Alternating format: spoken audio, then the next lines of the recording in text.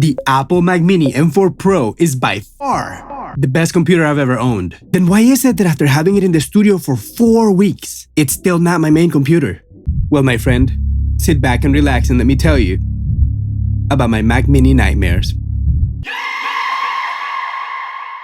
Amor lanzas, and now we break it down, baby.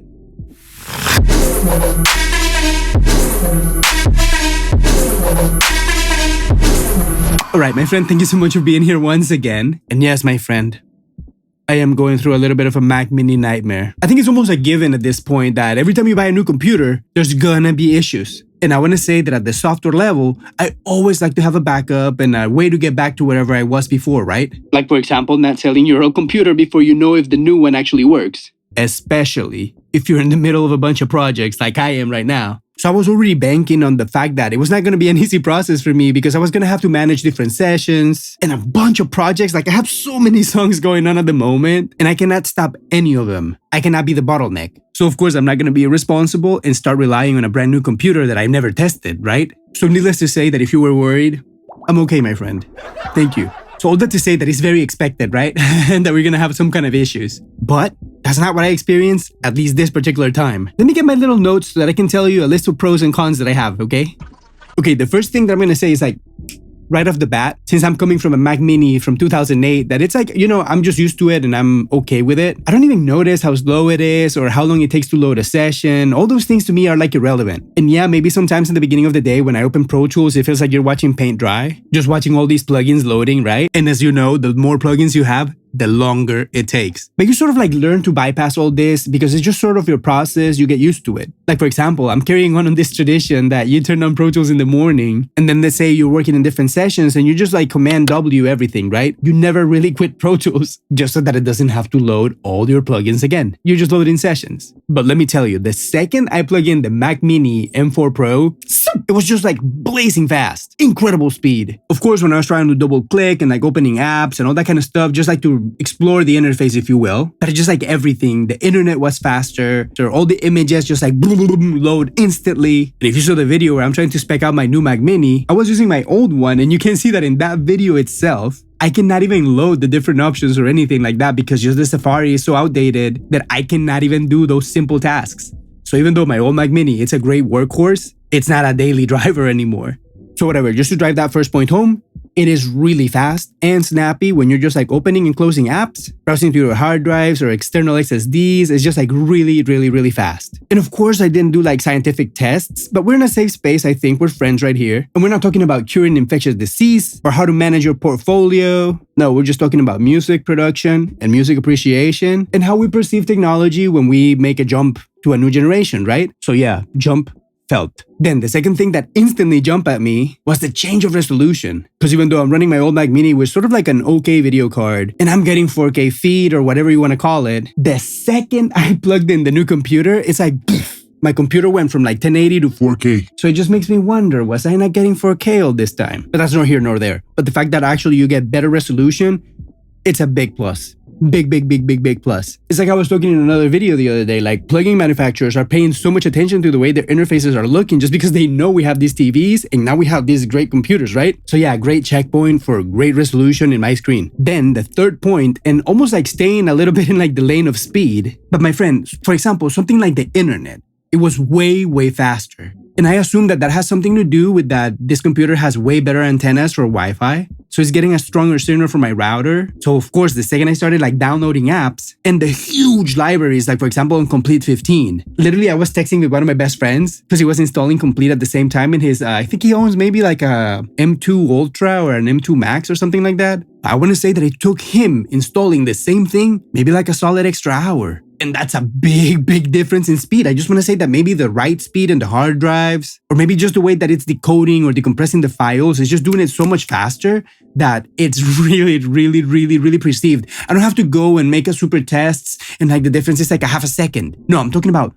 big differences. Like all my regular plugins that I've been downloading, and even like the ones that I just downloaded for the tests that I've been doing, some of them I downloaded for my new computer and some of them I downloaded for the old one. Big difference. I want to say that the differences are so much bigger when you jump from the faster computer to the slower computer. It almost felt like going back in time and going back to like prehistory. I don't know. I was just like almost questioning myself. Did some of the settings went wrong in my TV the second I plugged in this computer or something like that? Because the resolution, so much better. The speed, so much faster. The lag with my mouse, almost non-existent. And to me, my friend, that is really a big deal. The fact that you can install and uninstall things like way quicker than I could have ever done it, and like downloading things so much faster. Incredible. I can't believe I didn't know what I was missing. Has that ever happened to you, my friend, that you're using something that you're just so accustomed to it that you don't even notice the pitfalls of it or how much it might be holding you back? Let me know your thoughts in the comment section down below. And while you're there, remember to like, subscribe, and do all those cool little things that we like to do on YouTube. And enjoy this little bossa nova, my friend. I hope your day keeps getting better and better and better. All right, let's keep talking computers. Okay, point number 4. Like we were talking earlier, I am almost used to something always going wrong. Or most of my plugins not working, my sample library is not working, maybe Contact is not working. You know, something is always wrong. Well, my friend, this time, everything run so smoothly. Every single one of my plugins work, with the little exception of everything from Sonox. And they say that they will be fixing it and that the problem is with the M4 chips, not with Sequoia. And I want to say I have hundreds of plugins and just like maybe 2 don't work. And the only 2 plugins that didn't work were the drum gate and the inflator, which are both must-haves. The drum gate, I use it almost like as a leveler. And the inflator, you know, the inflator, I use it for the same thing. And as if that wasn't enough good news for me, even some of my plugins get a little bit of a refresh. Like I got brand new auto-tune, which amazingly now works with iLok. I mean, I've been waiting for years for them to do this again. All this time that they went to this new keyway, it was like issues every single session. You would be in a session with the artist, like all rushed, you know, trying to get the session started and keep the vibes going. Authorize your auto-tune. And you're like, I just authorized it. Authorize it again. And you would authorize it on the spot. Then it would say, authorization successful. Then you would open it and it would say, authorize auto-tune. Like for a while, I thought to myself, I'm going to stop using auto-tune and I'm just going to move to the competition. But I didn't find something that really matched it, except like Melodyne. And now we have Melodyne in Pro Tools. So now I'm just going to use both. And so to me, that was a great surprise. But my friend, this is a video about a nightmare. Okay, let me go to the chase. What happened? I bought this computer. I'm really happy with it. I'm a Pro Tools HDX user. And I know you heard the hype on the internet that people say, oh, with new computers, you don't need HDX and blah, blah, blah. Okay, that's great. You are entitled to your own belief. But in my case, I do need it. And to have your computer interface with an HDX rig, you only have a very small selection of interfaces that you can use. Me personally, I've been using Antelope Audio for, I don't know, over a decade, maybe 14 years. Wow, which that is absolutely insane to think about. And I am more than happy. Like honestly, I feel like at this day and age, nothing really can match them in functionality. Definitely, nobody can touch them. The amount of punch and value these people are packing on those 1 unit rack space things, like the Galaxy nowadays, is just unbelievable. Not only do you have all that connectivity, but they're super quiet and they have the best patch-based system that I've ever experienced in any kind of interface. For my brain, it's like easy to use. And it does everything that I want to do. Making the audio for these videos actually turned out to be way easier than in any other solutions. And like making loopbacks from my computer to my slave and all that, it's just so much easier. But that's enough raving about Antelope, because guess what happened? My interface is not supported anymore. And that's how my $1,500 venture became a financial nightmare. Because I just replaced a cheap thing. $1,500, I mean, it's not cheap. But when you have to compare it with how much a Galaxy is now, and I say a Galaxy because the Galaxy would be the direct replacement to what I have right now. The significant difference between my Orion HD and the Galaxy is basically that now they have Dante and Thunderbolt, the 2 things that make it compatible with the new Mac computers. And for a few days, I was like roughing it and just getting like old drivers, trying to make it work. And then I realized, okay, if I install the driver in the beginning of my day, then it works for the rest of the day, and then it stops working. Then I have to reinstall it again in the next morning. Then it works again. And I was tricking myself in that way. And then after all those mental gymnastics that we're all so good at, I started putting it to the test. So what happened? I started cutting vocals. Allegedly, everything was working okay. And I started getting these dropouts. Granted, at this point, I wasn't using HDX. I was just trying to use my interface into my Mac Mini and see if I can open my sessions just without the HDX system, right?